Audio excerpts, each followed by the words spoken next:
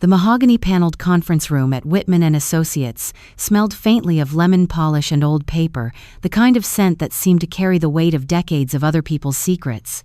Outside the floor-to-ceiling windows, Seattle's morning drizzle painted the city gray, each droplet streaking down like a tear.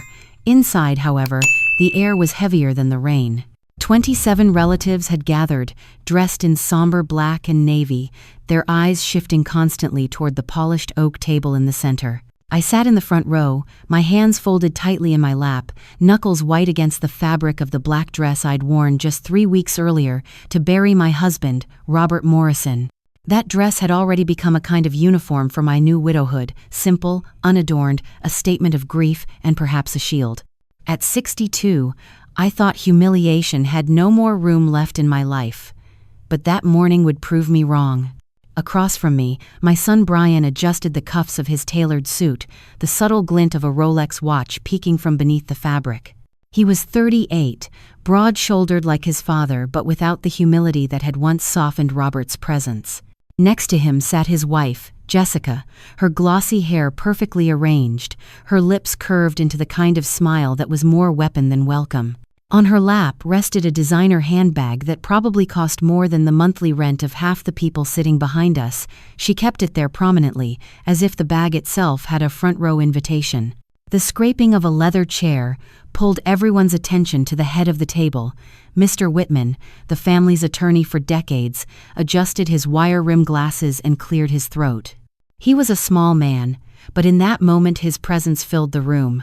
"Before we begin," he said, his voice steady, "I want everyone to understand that this will was executed properly, witnessed according to Washington state law, and filed within the required deadlines. There will be no question of legality." A murmur of acknowledgement rippled through the relatives. Some leaned forward eagerly, others crossed their arms, preparing themselves for disappointment. I kept my gaze fixed on the grain of the polished table, tracing invisible patterns with my eyes. My heart pounded with an odd rhythm, part grief, part dread. Robert had built Morrison Construction Company over 30 years, brick by brick, contract by contract. What he left behind wasn't just money, it was power, legacy, and the question of who would carry it forward. Mr. Whitman began to read. The deceased, Robert James Morrison, leaves his entire estate, including Morrison Construction Company, the family residence on Elm Street, and all financial assets totaling approximately $2.7 million to his beloved son, Brian Morrison. The room erupted with whispers, sharp as cicadas in late summer. Several cousins who had hoped for smaller bequests frowned, lips tight with disappointment. Brian, however, leaned back in his chair with a smug grin, sliding his hand over Jessica's manicured fingers. But Mr. Whitman was not finished. His voice cut cleanly through the hum. "However, there is a clause attached. Brian's inheritance is contingent upon his providing adequate care and respect for his mother, Elaine Morrison, for the remainder of her natural life." The air shifted instantly. Whispers turned into stunned gasps. Brian's smile faltered, collapsing like wet plaster. Jessica stiffened beside him, her cheeks flushing crimson. "What does that mean exactly?" Brian demanded, his tone sharp enough to make even the relatives at the back straighten. "It means," Whitman explained carefully, "that should you fail to care for your mother, or should you treat her with disrespect, the inheritance may be revoked and redistributed according to a secondary will." A murmur rippled again. I felt my stomach tighten, that old knot of shame I had carried for years whenever conflict with Brian surfaced. Even in death, Robert had found a way to try to force love and respect where it had withered, but forced love was no love at all. It was another kind of control. Brian shot to his feet, his chair scraping harshly against the hardwood floor. His face turned a dangerous shade of purple. "This is ridiculous. Dad's trying to control me from the grave." "Brian, please sit down," I whispered, mortified by the scene. He spun toward me, fury in his eyes. "This is your doing, isn't it? You manipulated him into this." 27 pairs of eyes swung toward me. Heat rose up my neck, crawling into my cheeks. My voice caught in my throat, but before I could speak, Brian's words thundered across the room. "You've been playing the victim for years, guilt-tripping Dad into feeling sorry for you. Well, guess what? I'm not falling for it anymore." Jessica rose, lips twisted in a smile that gleamed with cruelty. "We all know what this is really about, don't we? Some people never learn to let go. Her voice dripped sugar and venom at once. Brian, that's enough, Robert's brother Tom barked from the back. But Brian wasn't finished. He reached into his suit pocket and pulled out a folded paper, waving it like a banner. You want to know what I think of this manipulation, Mom? This is what I think. Before I could move, he tore it in half, then in half again, the pieces fluttering to the floor like jagged snowflakes. Mujer egoísta, he shouted, spitting the words Jessica's mother often used in disdain. You don't deserve a single cent. You never did anything but hold Dad back. The silence that followed was suffocating. Even Jessica seemed startled by his fury. My hands shook. 38 years of raising this man, of pouring every sacrifice into him, and this was how he saw me. My humiliation was complete, my shame raw. That's enough, young man, Mr. Whitman said sternly. This is a place of business, not a family therapy session. Brian laughed bitterly. Family? She stopped being family the day she manipulated Dad into trying to control my life from beyond the grave. I scanned the room. Some relatives looked away in embarrassment. Others leaned forward with morbid fascination. Not one person defended me. Not one voice told Brian he was wrong. That old familiar invisibility washed over me. I'd felt it during dinners where Brian interrupted me mid-sentence, during holidays when Jessica redirected conversations, during decades of being a ghost in my own home. But something was different now. Instead of shame, something stirred inside me. Clarity. Slowly, I reached into my purse and withdrew a sealed envelope. White, crisp, my handwriting declaring private and confidential. I had carried it for 3 weeks, waiting for this very moment.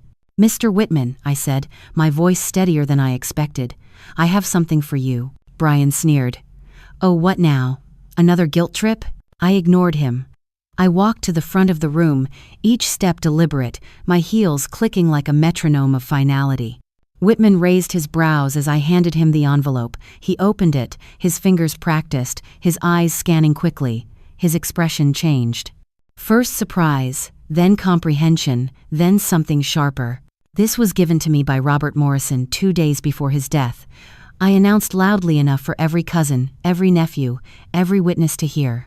He told me to deliver it only if Brian ever revealed his true character in public. The silence that followed was different this time. It was heavy, not with shame, but with anticipation. Whitman's eyes widened as he flipped through the contents, his gaze flickering between me, Brian, and the paper in his hands. Finally, he set the documents down carefully, like something fragile and dangerous. His voice was deliberate, almost reluctant. Well, he said, looking squarely at Brian, this changes everything. Brian's face drained of color. Jessica gripped his arm, her nails digging into the fabric of his sleeve. What does it say? Brian demanded, though his voice trembled now not with rage, but with fear. I didn't answer. For 40 years, I had been forced to watch from the shadows, diminished in my own life. Not anymore. I turned away, walked back to my seat, and sat down, my hands finally steady. The relatives leaned forward, eyes wide, breath held, waiting for Whitman's next words. But before he spoke, I closed my eyes. Robert's voice, from that last night in his study, whispered in my memory, "If Brian shows his true colors, Elaine, you'll know when to act." I opened my eyes, meeting Whitman's unreadable gaze. The room seemed suspended in time. And then, the whispering in the conference room blurred into a dull roar in my ears as I sat back down, the weight of memory pressing harder than the stares of my relatives. The sealed envelope had been opened, the words had been spoken, and yet my mind wasn't in that mahogany room anymore. It was somewhere else some other time. To understand the meaning of what Robert had left behind, and why he chose to give me the power to change everything, you have to go back 40 years. Back to a younger Elaine, full of dreams that no one remembers now. Back to a marriage that began with wildflowers and promises, and slowly hardened into duty and silence. Seattle, 1983. The city was different then. Before tech giants built glass towers that scraped the fog. Back when the economy still rode the unpredictable tides of timber, shipping, and construction. I was 24, freshly graduated with an accounting degree, working for a small firm downtown. My desk overlooked the bustle of Pike Street, where coffee carts competed with book stalls, and the future felt as wide as Elliott Bay. That December, I went to a company Christmas party I almost skipped. I didn't like office gatherings, much too many people who measured your worth by the cut of your dress or the sparkle in your jewelry. But my supervisor insisted, so I went, wearing a second-hand green dress I'd altered myself. That's where I met Robert Morrison. He wasn't the handsomest man in the room, not in the conventional sense. His suit was slightly frayed, his tie crooked, but his handshake was firm, his smile easy. His hands were calloused, rough from construction work, not the soft palms of office men, and his eyes steel blue, focused, ambitious, made promises without words. We talked for 2 hours that night, away from the music and forced laughter. He told me he wanted to build something that lasted, not just houses, but futures. A company that stands when I'm gone, he said, voice low but sure. I remember thinking how bold it sounded, yet how much I wanted to believe him. 8 months later, in August of 1984, I walked down the aisle of St. Mary's Church, wearing my grandmother's lace gown, altered to fit my smaller frame. The bouquet wasn't roses or lilies, but wildflowers Robert picked that morning from a field outside town. We couldn't afford much, but we had enough. We had hope. Brian was born 11 months later, a red-faced, wailing bundle who changed everything. Robert cried when he first saw his son. I remember vowing secretly, fiercely, that I would give this boy every chance I never had. At first, we were happy, the kind of happiness built from small victories, paying rent on time, fixing the leaky faucet ourselves, counting pennies but still laughing at night. Robert came home dusty, exhausted, but he'd scoop Brian into his arms as if the day had been worth it. But Seattle in the mid-'80s wasn't kind to dreamers in construction. The recession bit hard. Larger companies undercut Robert's bids, leaving him staring at stacks of unpaid bills on the kitchen table. I watched him crumble night after night, the weight of failure slumping his shoulders. One evening in 1986, Brian was 3. Robert sat at the table, head in his hands, surrounded by bills like vultures circling. "I don't know how much longer I can keep this up, Ellie," he whispered, voice cracking. "Maybe I should just get a job working for someone else." Something inside me broke at the sight of his defeat. I had spent 3 years saving and protecting the one thing my grandmother left me, $68,000. A fortune for me, the legacy of a woman who spent 50 years sewing hems and stitching buttons so that her granddaughter might have independence. I'd always imagined using it to open my own accounting practice, a dream I'd whispered to myself during college nights. But looking at Robert, I made a decision.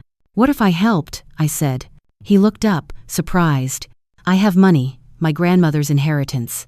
"Ellie," his eyes widened. "That's your future. I can't." "We're married," I said firmly. "What's mine is yours." The next week, I signed the papers. Every penny of Virginia Sanders' legacy transferred into Morrison Construction. Robert bought new equipment, hired 2 men, started bidding on bigger projects. Within 2 years, he landed a contract that set everything in motion. By the early 90s, Morrison Construction was thriving. By the mid-90s, we were genuinely wealthy. But somewhere along the way, we became he. I noticed it in small things first. When clients praised his success, he never mentioned the money that saved him. At dinner parties, he'd joke, "I'm lucky to have a wife happy to stay home with the kids." As if I had chosen it. As if giving up my career was just a preference, not a sacrifice. By the time Brian was in grade school, my days blurred into PTA meetings, school lunches, and making sure the laundry was folded by the time Robert got home. I loved my son, but I began to feel myself vanish. I had traded balance sheets and contracts for cookie sales and holiday pageants, and when I once suggested going back to work, Robert frowned. "Why would you want to work for someone else when I make enough for all of us? Besides, Brian needs you here." So I stayed. Brian grew up watching this dynamic. His father, the builder, the provider. His mother, the shadow that kept things running quietly in the background. He absorbed it like oxygen. He never knew about the $68,000. Never knew I'd been offered a partnership at Brennan & Associates in 1990 and turned it down. Robert had told me it would be selfish to put my career ahead of family. By the time Brian turned 18, he saw me through Robert's eyes. Useful but small, supportive but secondary. Someone to be managed, not admired. And then Jessica appeared. It was the fall of 2003, Brian's senior year at the University of Washington. She walked into our home like she already owned it, beautiful in a sharp, practiced way, with eyes that missed nothing. "Mrs. Morrison," she said that first evening, scanning my living room with polite disdain. "Your home is cozy, very traditional." Brian grinned, thinking it was a compliment. "Mom loves her decorating shows." Jessica's smile widened. "How nice you have time for those little hobbies." That night, as I cleared the dishes alone, I knew Jessica wasn't here for love, she was here for power. Over the months, she dismantled me one conversation at a time. If I shared a memory, she'd laugh. "Brian's mom tells the cutest stories." If I cooked his favorite pot roast, she'd sigh. "We're trying to eat healthier these days." Brian echoed her, always choosing her side. I was becoming an outsider in my own family. And Robert? He stayed silent. Too tired from the business, too unwilling to rock the boat. He didn't see or pretended not to see how my place was being erased. By the time Brian proposed, Jessica was already planning her conquest. "You might be more comfortable in a smaller place," she said sweetly, suggesting we give them the Elm Street house. Robert defended me at first, but Jessica was patient. Seeds of doubt, sown one by one. I remember the night before their wedding, sitting at the kitchen table at 2 a.m, wrapping wedding favors Jessica had assigned me. My hands moved mechanically, tying ribbons, while my mind spun with roads not taken. Robert came home late from Brian's bachelor party. He loosened his tie, sat beside me. "You're still up?" "Just finishing." We worked in silence. Then he said something that shocked me. "I've been thinking about your grandmother's money." My hands froze. "What about it?" "I never thanked you properly, for giving it up, for believing in me when I didn't believe in myself." Tears burned my eyes, but I kept wrapping ribbons. "We were partners," I said simply. "Were," he repeated softly, past tense. I looked up, startled. His face was shadowed, tired. What did he mean by were? Years blurred. Brian and Jessica moved into the guest house, then stayed far too long. Sunday dinners turned into battlegrounds of subtle insults. Christmas traditions were replaced by Jessica's modern updates. Patricia, her mother, joined the chorus, praising my cooking while suggesting improvements, calling my interests quaint. And Brian absorbed it all. He began to dismiss me as outdated, an embarrassment. The final straw came at my 59th birthday. I'd asked for something simple, dinner at my favorite old restaurant. Jessica spent the meal complaining about the decor. When the waiter brought out a small cake, she laughed softly. "How quaint." Brian chuckled with her. That night, something inside me snapped. I realized no amount of sacrifice could buy respect. No amount of silence would protect me. I began to retreat. I stopped volunteering for their parties, stopped inserting myself into conversations I thought withdrawal would protect me. Instead, Jessica used it to paint me as unstable, telling Brian I was becoming distant. And he believed her. The narrative was complete. I was no longer just invisible, I was now inconvenient. Looking back, I see the threads clearly: my grandmother's money, my erased sacrifices, Jessica's manipulations, Brian's blindness. That's why Robert's envelope mattered. That's why his final act meant more than money. It was the acknowledgement I had been denied for 40 years. The relatives in the conference room had no idea of that history. They saw only a widow producing a sealed envelope. They didn't know it contained decades of silence, sacrifice, and betrayal. They didn't know it was the proof I had never spoken aloud. The thing about poison is that it rarely kills in a single swallow. More often, it seeps in drop by drop, disguised as something harmless, until one day you realize it has worked its way through your bloodstream. Jessica was like that. She didn't storm into our family demanding control. She smiled, she charmed, she played the part of the perfect guest. And then, slowly, she replaced what had been mine with what she wanted. When she first moved into the guest house on Elm Street with Brian after their wedding, she insisted it was temporary. "Just until we find something suitable for a young executive and his wife," she said, sipping her sparkling water while I served them dinner. But temporary stretched into months. Months stretched into more than a year. And by then, I began to realize that temporary suited Jessica perfectly. She had her own space to play house, but she also had proximity to everything she wanted to change. The first casualties were the Sunday dinners. For 15 years, I had hosted them faithfully. It was our ritual: roast chicken or pot roast, potatoes, green beans, sometimes pie. The house filled with the smell of garlic and rosemary, the clink of silverware, the chatter of relatives. It was my anchor.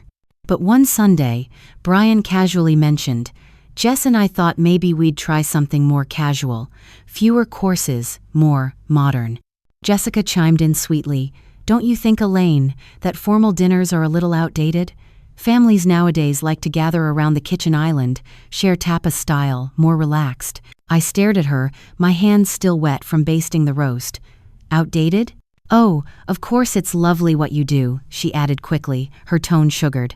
"But maybe it's time for some new traditions." Within months, Sunday dinners were gone. In their place were casual gatherings that I was no longer invited to organize, sometimes not even invited to attend. The house itself became her next project. My grandmother's antique dining set, carved oak polished by decades of care, was replaced with sleek modern furniture that looked like it belonged in a magazine showroom, not a home. My soft blue curtains gave way to stark white blinds. The floral rug Robert and I had bought on our 10th anniversary was rolled up and replaced by a minimalist gray carpet. "It's so much more contemporary," Jessica explained when I walked into my living room and didn't recognize it. "Don't you think it's time for a change?" I wanted to scream that change wasn't her right, that every piece of furniture, every color of paint, had been chosen through years of living, of compromise, of memory. But Robert stood silently by, weary from work, unwilling to intervene. The holidays were the hardest. Christmas morning had always been just the three of us in our living room, opening presents by the fire. But Jessica announced, "It's important to blend traditions. My family always does a catered brunch. We should include them." The next thing I knew, Christmas morning was no longer ours. It was a catered event with Jessica's parents, her sister's family, and a dozen conversations where my voice didn't matter. My carefully hung stockings were replaced with matching monogrammed ones from Pottery Barn. My handmade wreath was swapped for something imported and expensive. Jessica's mother, Patricia, was cut from the same cloth, only more practiced. She praised my cooking while suggesting improvements. She admired my garden while pointing out which plants were a bit dated. She asked about my hobbies with a smile that dripped condescension. "Elaine keeps herself so busy," she would say to Robert at these gatherings, as though I couldn't speak for myself. "It's wonderful how some women find fulfillment in domestic pursuits." The implication was always the same. Real women had careers and ambition. Women like Jessica and Patricia. Women like me, we had recipes and roses. And Brian, my Brian, absorbed these messages without protest. He began to treat my opinions as obstacles, my traditions as relics. He laughed at Jessica's jokes at my expense. He defended her when I bristled. One summer evening, I suggested a family trip to the lake house we had rented every year since Brian was a boy. He had learned to fish there. We had spent evenings on the porch reading while fireflies blinked in the dark.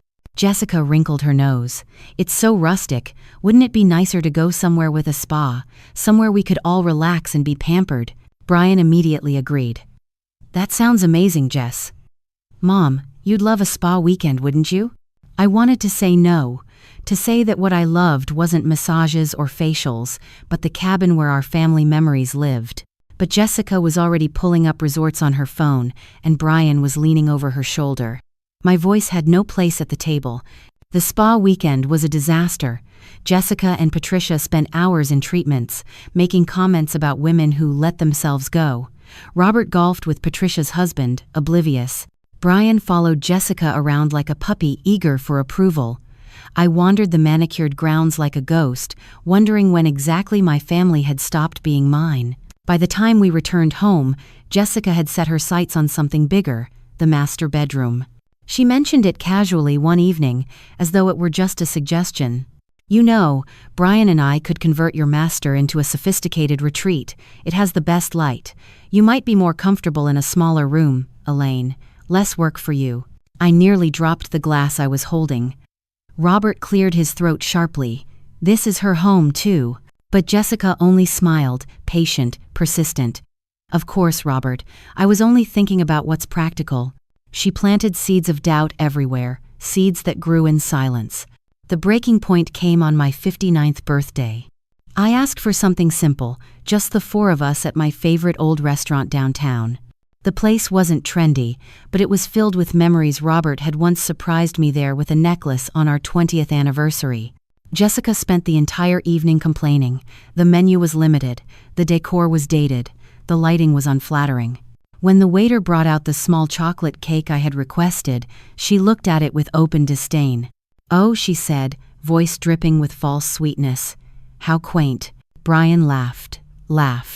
"Mom's not much for fancy desserts," he said apologetically, as if my preference were a charming flaw.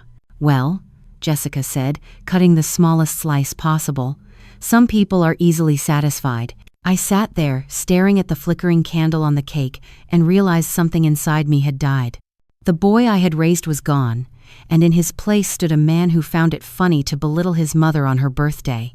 That night, lying awake beside Robert's steady breathing, I decided I would no longer chase their approval. I would not volunteer for their parties. I would not fight to be included. I would retreat, and in retreating, I thought I would protect myself. But Jessica was clever. She noticed my absence immediately. She began to comment on how distant I seemed, how unfriendly I was becoming. She told Brian she was worried about my mood swings, my withdrawal from family activities. "Maybe your mother's going through something," she suggested to him, feigning sympathy. "You know how women can get at her age." And just like that, she rewrote the narrative. I wasn't defending myself from her cruelty. I was unstable. I was fragile. I was becoming a burden. Brian believed her, or maybe he wanted to believe her because it was easier than admitting what his success had cost me. I overheard Jessica one evening, whispering to her mother on the phone, "I'm worried about Elaine. She's so withdrawn. It's not healthy. I think she's becoming too dependent on us." Her mother's voice drifted through the door, calm and knowing. "Then you'll need to ease her out, gently of course, for her own good." Ease me out. I sat on the other side of that door, my hand pressed to my chest, and realized they were planning my erasure. From my home. From my family. From the life I had built. The next morning I looked in the mirror and barely recognized the woman staring back. I wasn't just invisible anymore. I was being erased. And Robert saw it too. For years, he had stayed silent. But silence, like poison, has limits. One night, he finally broke it. The study smelled of cedar and old books, the same as it had for decades. Robert had always loved that room, mahogany shelves lined with law journals, engineering manuals, and the occasional dog-eared novel he never finished. But that night it felt different. The rain tapped at the window as though urging him to speak faster. He closed the door behind me, then crossed to the desk, his face pale, the weight of something unspoken pressing down on his shoulders. "Elaine," he said, voice quieter than the rain, "sit down, please." I lowered myself into the armchair across from his desk, my hands folded tightly in my lap, trying to still their tremble. Robert's hands shook too as he opened the bottom drawer of the desk. He pulled out a thick folder, the edges worn from too many times being opened and closed, hidden and retrieved. "There are things you need to know," he began, his tone grave, "things I should have told you long ago, but I was too much of a coward." He slid the folder toward me. "I've been documenting everything." I frowned, unsure what he meant. My eyes scanned the folder's label, Private, Morrison.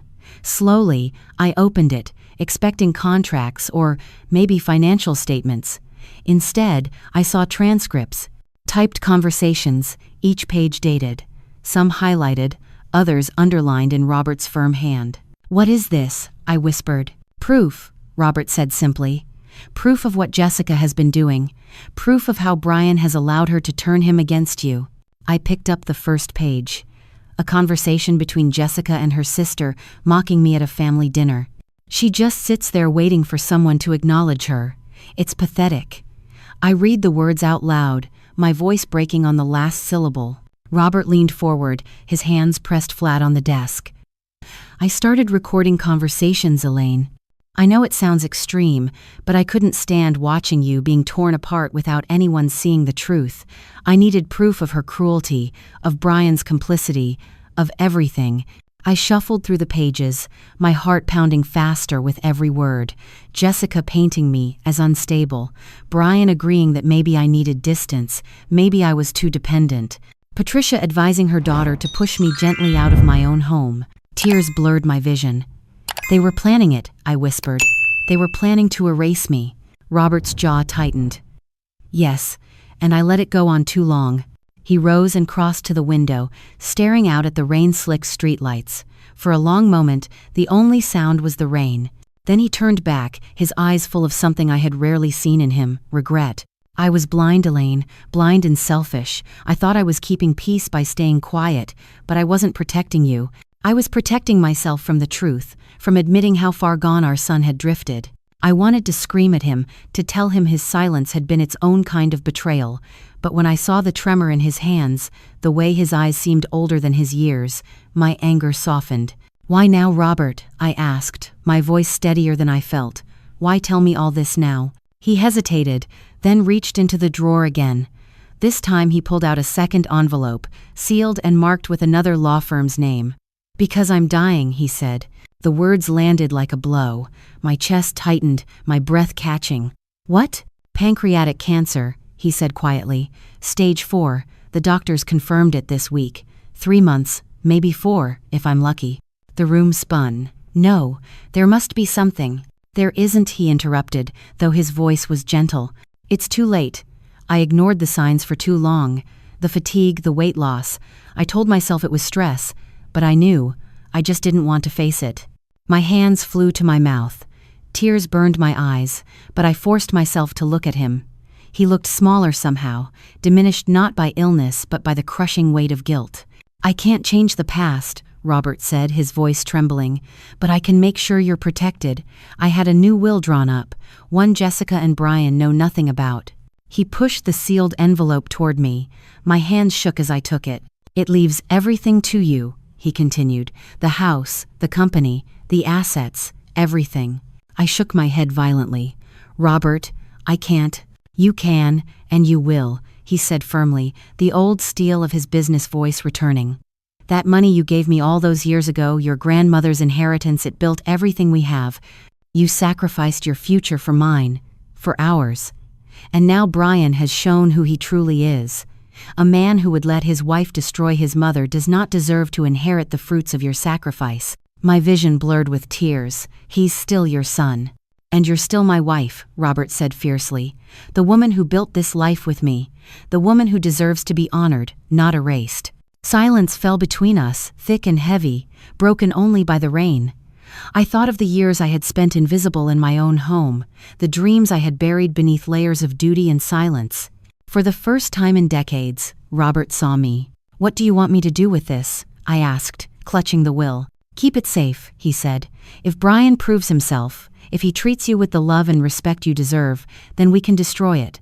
But if he continues down this path, his jaw set, hard as stone, then you give this to Patterson. He knows everything. He'll make sure it's enforced. I stared at the envelope, the weight of it heavier than any gold.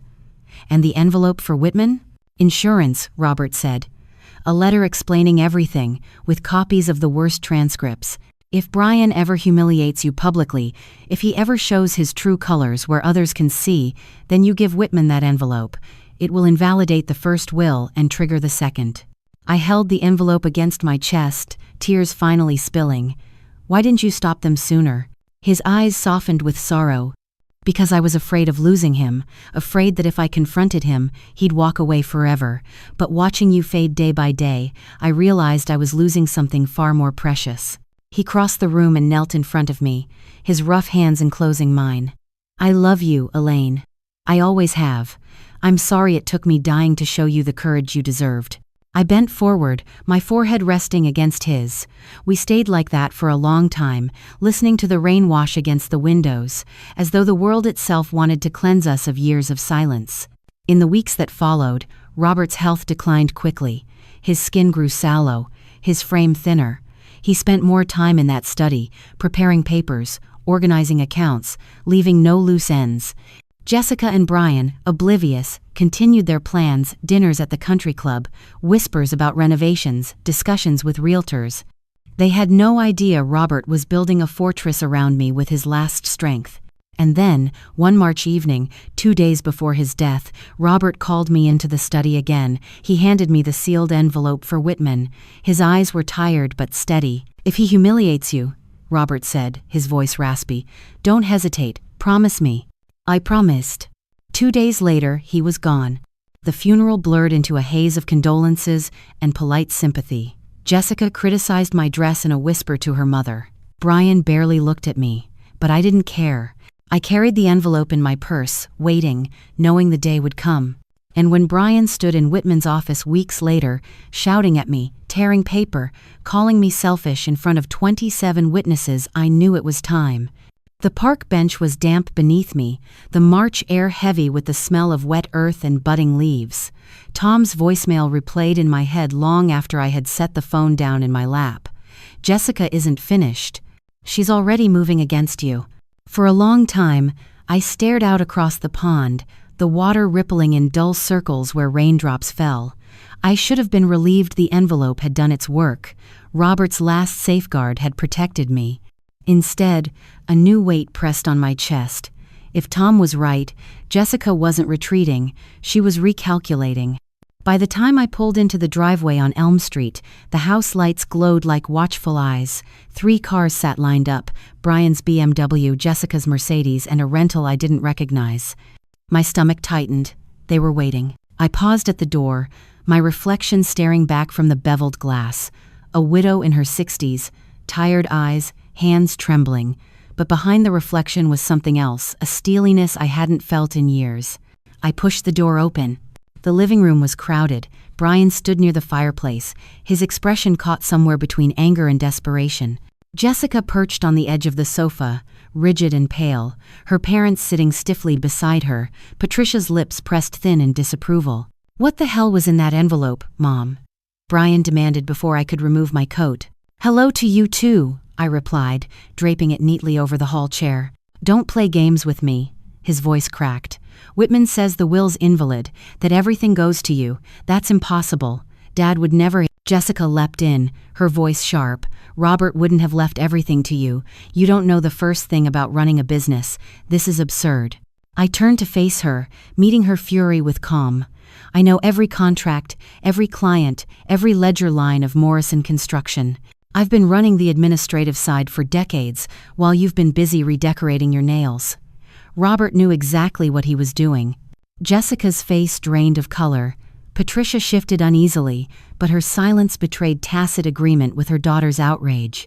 Brian took a step closer, his hands clenched. "Then explain it. Why would Dad give it all to you?" I let my gaze rest on him, heavy with years of disappointment. "Because he finally saw the truth. He saw how you let your wife erase me. How you stood by while she turned this house, this family, into a stage for her cruelty." His eyes flickered, a flash of guilt before he buried it beneath anger. "That's not fair." "What's not fair," I said, my voice rising for the first time, "is 40 years of sacrifice dismissed like it never mattered. What's not fair is my inheritance, the money my grandmother left me poured into that company so you could grow up in privilege, and now hearing you call me selfish in front of the entire family." The room fell silent. Even Jessica flinched. Brian looked stunned. "I didn't know," he whispered. "Of course you didn't," I said. "You never asked." Jessica recovered quickly. Her voice turned syrupy, false. "Elaine, surely we can work something out. Families should stay united in difficult times.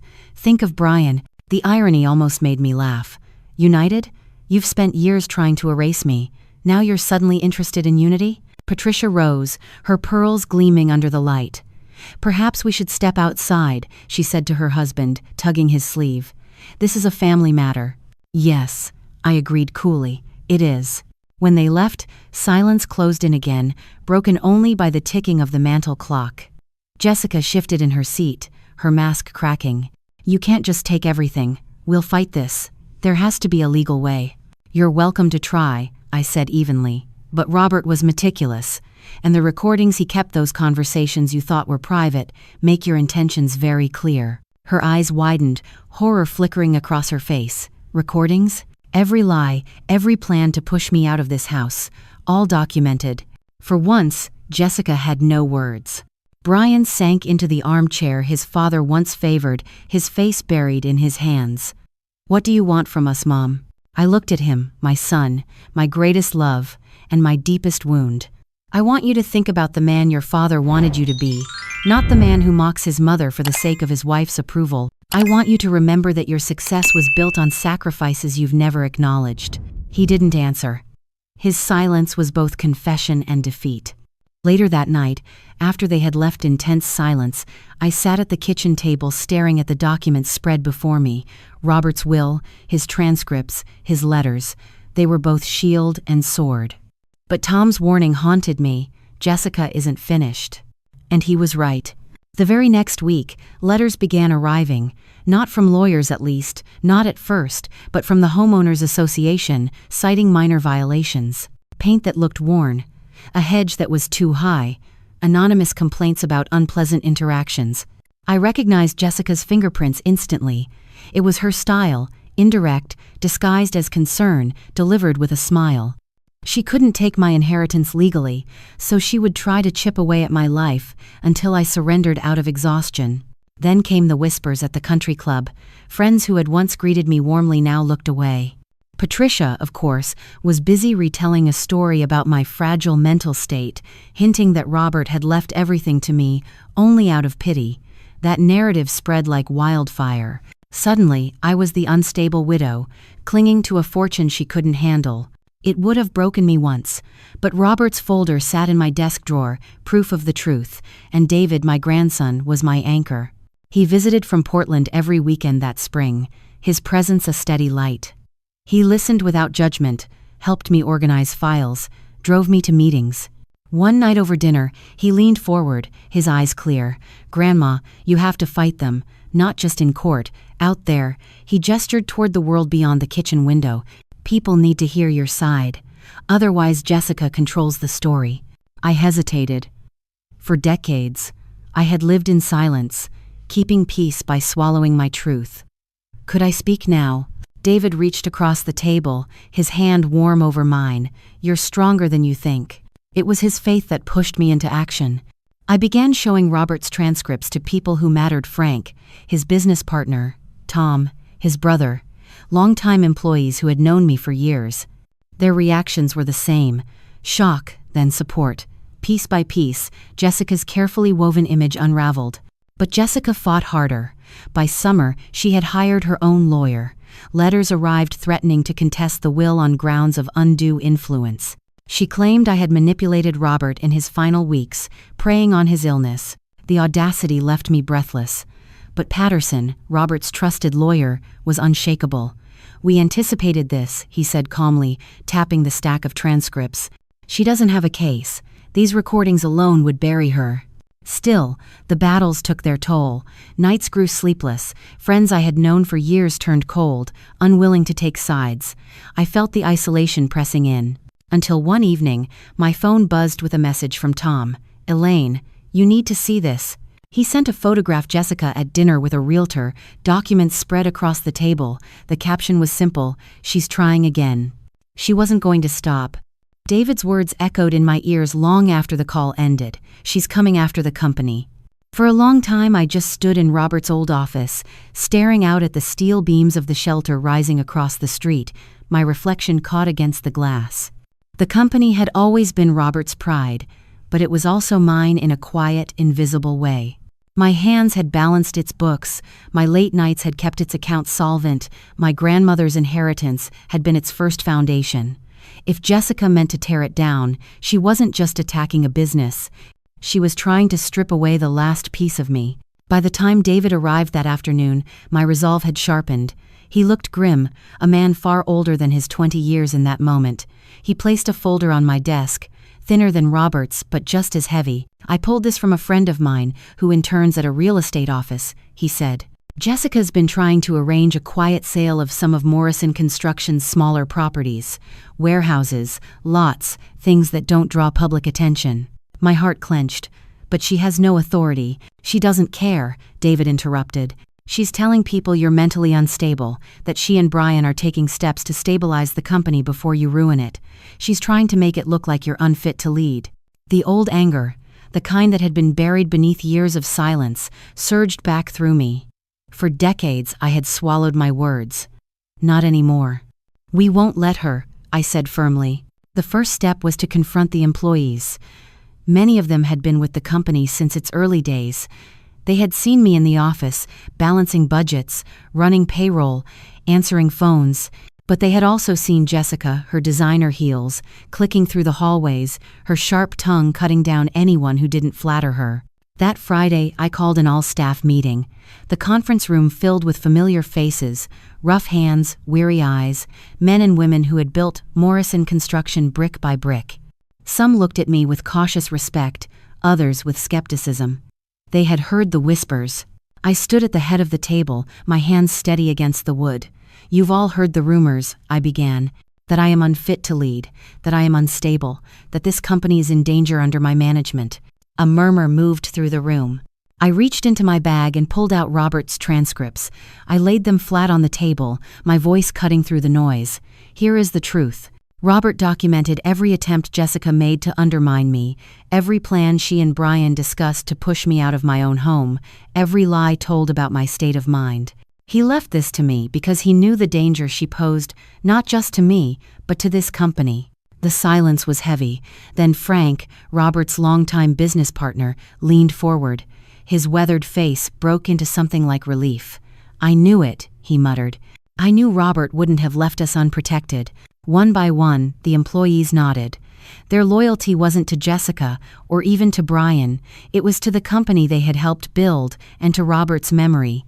And now, by extension, to me. But Jessica wasn't finished. The following week, a story appeared in the Seattle Chronicle. The headline read, "Morrison Construction in Crisis. Widow accused of mismanagement." The article quoted anonymous sources who described me as confused and out of touch. It claimed I had alienated clients, stalled projects, and endangered jobs. I could hear Patricia's polished voice behind every line. Jessica's fingerprints were all over the timing. That night, I sat at the kitchen table, the newspaper spread before me, my coffee growing cold. For a moment, the old shame crept in, the feeling of invisibility, of being dismissed as irrelevant. But then David walked in, the same fire Robert once had in his eyes. "Fight back," he said simply. So I did. The next morning, I called the Chronicle's editor. I invited him to my office, spread Robert's transcripts across the desk, and spoke the truth. I told him about my grandmother's inheritance, about the years of invisible labor, about the woman who had tried to erase me. I spoke with a calm that surprised even me. The following Sunday, the Chronicle ran a second article. The headline this time was different. "The woman behind Morrison Construction, Elaine Morrison, breaks her silence." My story was no longer whispers, it was in print, undeniable. Jessica must have read it with fury, because 2 days later I received a formal notice. She was contesting the will in court. Her argument was predictable. She claimed Robert had been manipulated in his final weeks, that I had coerced him into changing the will. She painted herself as the victim of a scheming widow. But Patterson was ready. He filed Robert's transcripts, the recordings, the documents Robert had prepared. The evidence was overwhelming. Still, court was brutal. Jessica sat across from me, her smile cold, her lies smooth. Brian avoided my gaze, his shoulders hunched. Every word she spoke was designed to humiliate me, to break me. But each time she twisted the truth, Patterson countered with evidence. Piece by piece, her credibility crumbled. When the judge finally ruled in my favor, Jessica's face went pale as marble. The will stood, the company was mine. But victory brought no peace. That evening, David and I walked through the construction site of the women's shelter. The workers greeted me warmly now, calling me Mrs. Morrison, their respect genuine. But David's face was troubled. "What's wrong?" I asked. He hesitated, then handed me his phone. On the screen was a message he had intercepted from one of Jessica's acquaintances. It was a plan. Not to fight me in court anymore, but to ruin Morrison Construction from the inside. "She's trying to sabotage the projects," David said. "Delays, false safety complaints, anything to make clients walk away." I felt the blood drain from my face. She couldn't win in court, so she would scorch the earth. That night, as I stood in Robert's study surrounded by his books, I understood. Jessica didn't just want money, she wanted destruction. If she couldn't have the company, she would see it collapse. The letter lay on my desk like a venomous thing, coiled and waiting. Step aside, or watch everything burn. No signature, no return address, just cold, calculated malice. For a long time, I sat frozen in Robert's leather chair, the words blurring under my gaze. I had expected Jessica to fight me in court, to spread rumors, to play her subtle games of humiliation. But this was different. This was war. That night, the shadows in the house seemed heavier. Every creak of the floorboards made me startle. I double-checked the locks twice, though I had never been afraid in this house before. The Elm Street home had been my sanctuary for more than 30 years, filled with echoes of birthdays, Christmas mornings, and late-night arguments followed by reconciliations. Now it felt like enemy territory, infiltrated by whispers and threats. David found me in the study long past midnight. He was supposed to be asleep in the guest house, but worry had drawn him across the yard. He stood in the doorway, lanky and tired-eyed, his hair sticking up from sleep. "Grandma," he said softly, "you're still up?" I turned the letter around so he could read it. His jaw tightened, and for the first time, I saw a flash of anger in him that reminded me of Robert. "This is intimidation," he said flatly. "Classic. She's trying to scare you into giving up. You can't." "I won't," I whispered, though my hands betrayed a tremor. He crossed the room and placed his hand over mine. "Then we fight back, but we fight smart." In the weeks that followed, Jessica's campaign escalated. It started with the inspectors. A safety officer appeared unannounced at the women's shelter site, clipboard in hand, citing violations that didn't exist: missing harnesses, unsafe scaffolding, improper electrical lines. Frank, seasoned from years of these games, showed him records, photographs, and receipts. But still the inspector scribbled notes, leaving a citation that stalled progress for days. A week later, a fire marshal arrived, claiming he had received an anonymous tip about combustible materials. Again, nothing. Again, a delay. "Coincidence doesn't arrive twice in the same week," Frank muttered, slamming the report on my desk. "She's behind this. She's paying someone to harass us." Next came the suppliers. A lumber delivery scheduled for Monday never arrived. When I called, the supplier apologized profusely, but explained their contract had been canceled by a new point of contact. A concrete truck showed up late by 2 days because of miscommunication. Subcontractors who had been loyal for decades suddenly backed out, citing conflicts of interest. David dug into invoices, emails, phone records. One night, he came to me with a stack of papers and eyes burning with fury. "She's using shell companies," he explained, jabbing his finger at the documents. "Her cousin in Oregon registered 3 new firms. They've been contacting our partners, undercutting bids, and spreading lies about you. It's deliberate sabotage." I stared at the pages, anger flooding me. Jessica wasn't just trying to discredit me, she was dismantling Morrison Construction one nail, one beam, one contract at a time. "We'll expose her," I said. "She thrives in shadows, we'll drag her into the light." The next morning, Patterson filed an injunction. He presented the court with evidence: canceled contracts, fraudulent bids, ties to Jessica's cousin. The judge granted a restraining order, barring Jessica from contacting contractors or interfering with the company. For a moment, I allowed myself to breathe. But Jessica was nothing if not resourceful. The rumors came next, slipping like oil into the ears of our clients. I heard them whispered in corridors, repeated in half-apologetic phone calls. That I was unstable, that grief had unbalanced me. That Robert had been coerced into changing his will, that I had siphoned money from the company into personal accounts. At first, I dismissed them as background noise. But when the Anderson project, one of our largest, suddenly postponed, my stomach sank. Jessica's poison was spreading. One evening, exhausted, I sat in Robert's study, staring at the folder he had left me. All the transcripts, all the evidence of Jessica's cruelty, lay neatly filed in his careful hand. Proof. But proof wasn't enough if the world refused to listen. The phone rang. Tom's voice was grave. "Elaine, I don't want to scare you, but I saw Jessica with a journalist downtown. She was feeding them something. She's going to the press." 2 days later, the article appeared. The headline was brutal: "Can Elaine Morrison be trusted with Robert's legacy?" Anonymous sources painted me as erratic, confused, out of touch. They described late-night rants, misplaced files, irrational decisions, lies, all of it. But lies have a way of sounding true when whispered often enough. David slammed the newspaper down on the table. "This is slander. We should sue them into the ground." I sipped my coffee, though it had gone cold. "No, we don't fight lies with silence or lawsuits. We fight them with truth." And so, for the first time in decades, I agreed to speak. The local radio station invited me for an interview. Sitting in that studio, headphones heavy on my ears, microphone gleaming like a spotlight, I felt my nerves crawl. But when the host asked me to tell my story, the words poured out. I spoke of my grandmother's inheritance, of the sacrifices I had made, of the nights Robert had confessed his regret. I spoke of being erased by my daughter-in-law, of humiliation disguised as politeness. By the time the program ended, the phone lines were full. Women called in with their own stories of being dismissed, diminished, overlooked. They thanked me for speaking. For once, I wasn't invisible. Jessica must have read the transcript with fury, because the very next week the shelter project was shut down.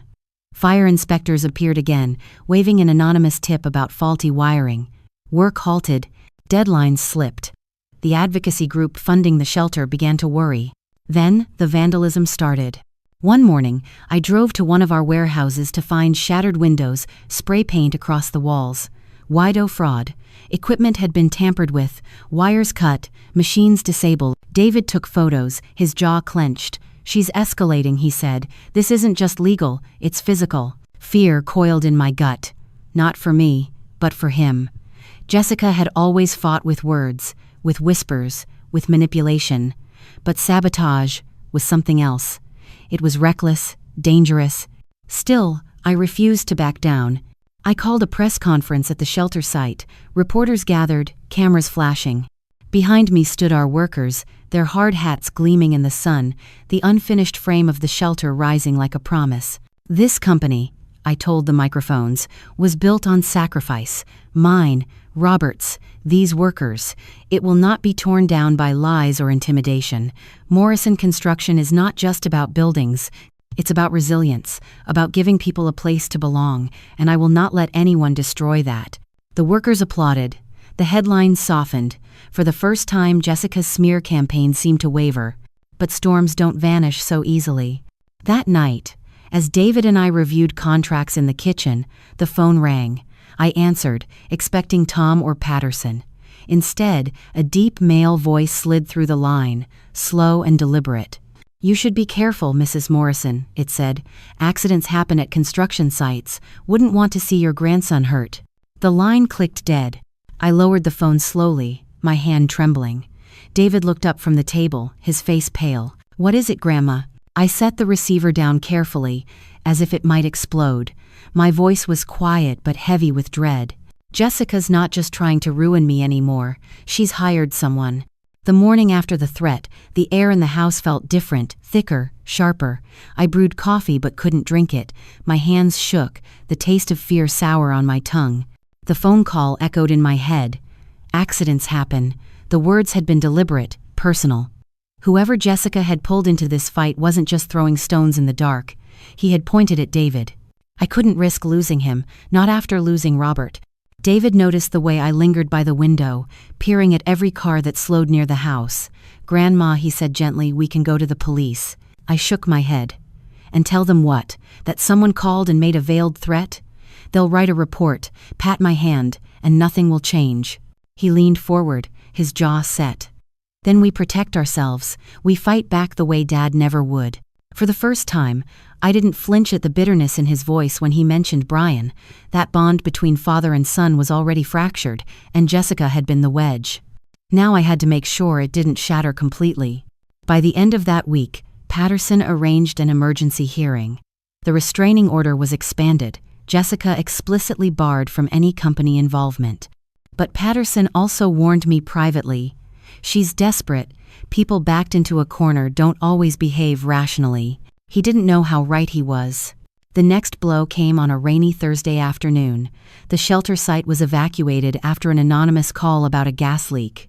Workers stood outside in the drizzle, waiting for fire crews who found nothing. Hours of work lost, deadlines slipping further, tension rising like floodwater. Frank shook his head as he stood beside me, rain dripping from his cap. "She's not letting go. She'd rather sink the ship than let you steer it." I looked at the half-built shelter, its skeletal beams glistening with rain. "Then, we don't just build a shelter, we build a message." The following week, I held a press conference on the muddy ground itself. Cameras crowded around as I gestured to the structure behind me. "This building isn't just concrete and steel," I told them. "It's a promise. A promise that resilience outlasts lies, that families torn apart can heal, that dignity can be rebuilt, and no amount of intimidation will silence that promise." The workers behind me applauded. Some of the reporters did too. For a moment, I felt Robert's hand on my shoulder, invisible but steady. But Jessica wasn't finished. That Saturday night, headlights swept across the Elm Street driveway. A car idled too long. When I stepped onto the porch, shielding my eyes, the car sped away. In the morning, I found tire marks gouged into the lawn and a dead crow nailed to the mailbox. David cursed under his breath when he saw it. "She's crossing lines now." I wanted to believe Jessica hadn't sunk that far, that maybe some hired thug was acting without her knowledge. But deep down, I knew better. Jessica had always been capable of cruelty, only now she no longer bothered to mask it behind smiles.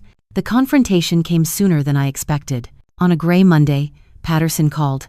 She filed an emergency motion. "She's demanding another hearing, claiming new evidence that Robert was coerced. You'll need to appear." The courthouse was crowded that morning. Reporters lined the steps, cameras flashing as I walked up with David at my side. Jessica stood near the entrance, Patricia clutching her arm like a queen mother at court. Her smile was razor thin. Inside, the arguments dragged on. Jessica's lawyer spoke of manipulation, fragile health, an opportunistic widow. But Patterson countered with the transcripts, the recordings, the will itself. Then Jessica demanded to speak. The judge, reluctant, allowed it. She rose from her seat, her eyes fixed on me. "Elaine," she said, her voice trembling with feigned sorrow, "I never wanted this. I only wanted what Robert intended. But you've twisted everything. You've painted me as a villain to cover your own greed. You can't run a company. You can barely run a household. Everyone knows it. You don't belong here." Gasps rippled through the courtroom. Even Brian shifted uncomfortably beside her. I rose slowly, my voice calm. "You're right about one thing, Jessica. I don't belong here in court, fighting my own family. But Robert knew who I was. He knew the sacrifices I made, the years I disappeared so others could shine. He saw you for what you are, and so does everyone else now." The judge banged his gavel for silence. In the end, the ruling was swift. The will stood, the injunction held, Jessica's claims dismissed. But victory in court didn't erase the shadows outside. That night, as David and I walked back to the car, a figure leaned against the lamppost near the lot. A man in a dark jacket, face half hidden. He didn't move, didn't speak, just watched us until we drove away. At home, David locked every door, checked every window. I sat in Robert's chair, staring at the folder. Evidence had saved me in court, but evidence couldn't stop a man in the shadows. The breaking point came a week later. The shelter site was vandalized again, this time worse. Windows shattered, equipment smashed, the words "This ends now" scrawled in red paint across the frame. Workers were shaken. The advocacy group threatened to pull funding if the project couldn't be secured. I walked the site in silence, mud clinging to my shoes, the spray paint bleeding like an open wound. For a moment, despair nearly swallowed me. Jessica had taken so much already, my son's loyalty, my reputation, my peace. Was she going to take Robert's last gift too? Then David placed a hand on my shoulder. "Grandma," he said, his voice steady, "we finish it. No matter what she does, we finish it." And so we did. Through sleepless nights, through whispers and sabotage, we finished it. When the women's shelter finally opened, the mayor himself cut the ribbon. Reporters snapped photos as children ran laughing through the halls. There, I stood at the podium, the scissors SPLS. But that night, as I dropped the glozens. Resolution D. I had won in Cura the Stadienne. It had become personal, dangerous. The question now was, it